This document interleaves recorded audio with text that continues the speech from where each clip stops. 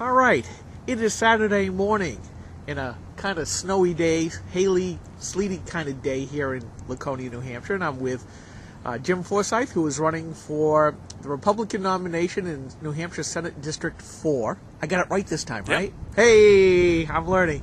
That's because I was with Jeannie Forrester from NH Senate District 2 the other night. And why are you here in Laconia on this dismal morning? It's not that dismal, but it is snowing here in April. Just crazy. But we're out here to go door to door with volunteers to let people get the word out on the campaign. We're not taking anything for granted in this campaign. We're going to work hard early and come out here every weekend, knock on doors. How have things been going so far? Is this the first time you've done a literature drop, or a lit drop as it's called, or have you been doing this in other towns? We did. Well, we're focusing on Laconia right now. It's the city in the district. A lot of voters here, so we're focusing here.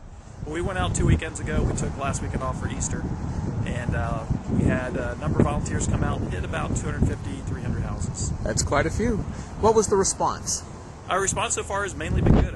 It's, a lot of people comment you guys are getting out there too early, but I think given the climate of overspending in Washington and in Concord, people are very eager to see us win back the State House and the State Senate, and so the response has been very good. Speaking of spending here in the state, obviously the subject du jour is gambling and expanded gambling. And what is your take on that vis-a-vis the spending here in New Hampshire? Well, my big issue with expanded gambling is everybody's looking at it to patch up a problem, in my opinion, with spending.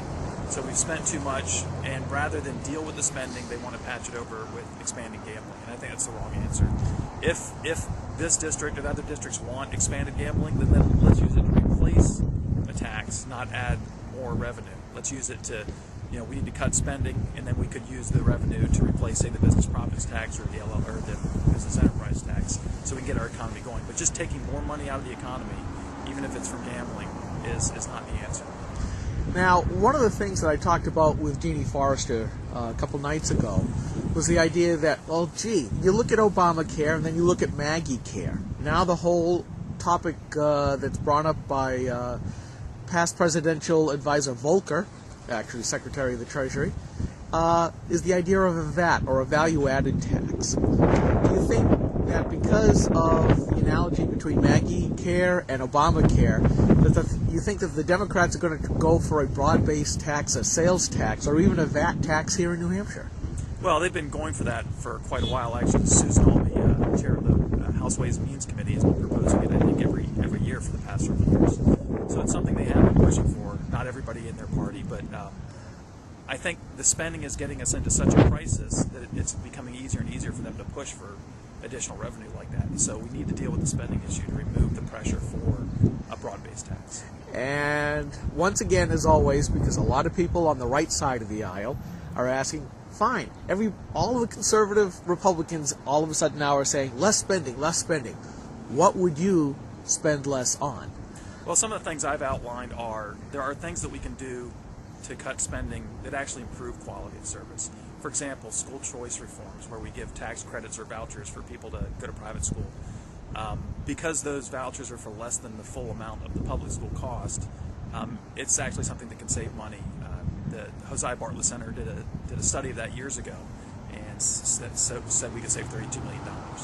So we can do something like that. We can get state employees onto health savings accounts, which is a way to bring free market back into health care, and then also reduce cost. Yet Obamacare is going to all but eliminate those health savings accounts in 5 years. Yeah, that's really frustrating because in my business we went to a health savings account because we're the owner and we're the employee, so we see the true cost. And so for us to save money, it made sense to do a health savings account. And I've got money built up in mine to cover expenses. I have a $10,000 deductible, which gets the premiums really low, and then I just save up and pay everything out of pocket pre-tax. So they're a great way to get the consumer back in the market. We need to protect the health savings account, not eliminate them. Okay, one last question, because I know you got to get ready to go. But it just came out that Governor Lynch wants to take a $25 million loan from the University of New Hampshire educational system, who themselves have been crying out for more and more money over the last few years. Is he nuts? Or what? Yeah, or is he absolutely nose is almost all underwater fiscally. Yeah, it's really frustrating because what he's doing is, so he may propose some cuts, but rather than cover the shortfall purely with cuts, he's taken that money, which is basically taking a loan out, putting us more into debt. It's shuffling loan money around, and then he's moving stimulus funding from next year into this year. So you're taking one-time funding, pulling into this year, making our deficit that we'll, once we get elected, we'll have to deal with even worse. So he's just trying to make it to 2010. Yeah, magician's hands. Watch over here while I do something over there. Right. Jim, I want to say thank you very much for taking a few minutes to talk to GraniteGrok again. And as I always seem to say to you, we'll catch up with you somewhere else along the campaign trail. Thanks for coming out on a cold morning. Thank you.